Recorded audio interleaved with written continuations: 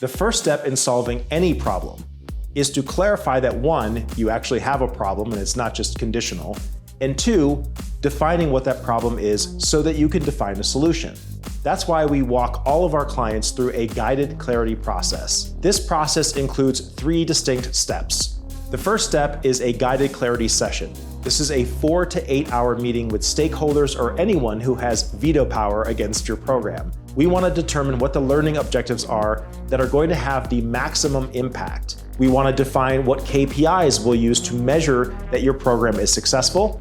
And then we want to do a cultural SWOT analysis where we are determining the strengths, weaknesses, opportunities, and threats to your culture development program. Where have past programs succeeded? Where have past programs failed? After this stage, we move into the staff interviews with your employees.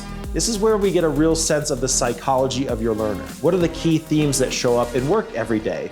Where are they motivated to want to engage in learning? Where can we tap into some of those intrinsic motivators to get employees excited to apply what they learn on the job?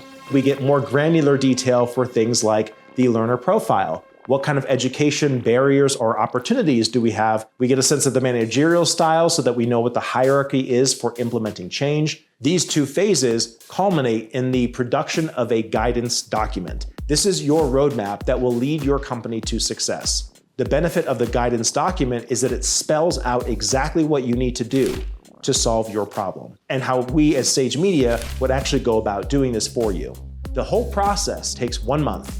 It costs $30,000, and at the end of the month, all of this information is organized into 8 distinct sections. You have an executive summary, which saves time for your boss. They can just get the high-level details. You get a story summary, which is basically like a movie pitch that will most resonate with your target audience and employee base. You get the success criteria, which are the KPIs and how we are going to actually measure that your program is successful.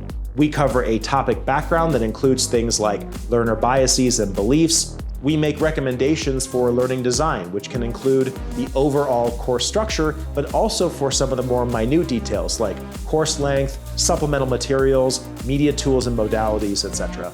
We include the findings of your cultural SWOT analysis in a way that's easy to understand and assimilate. Of course, we cover the technical recommendations because you've invested all of this time and energy into a wonderful learning program. You want to make sure that people are able to consume it. Finally, we include a comprehensive quote so you know exactly how much money and time you need to invest to make this program a success.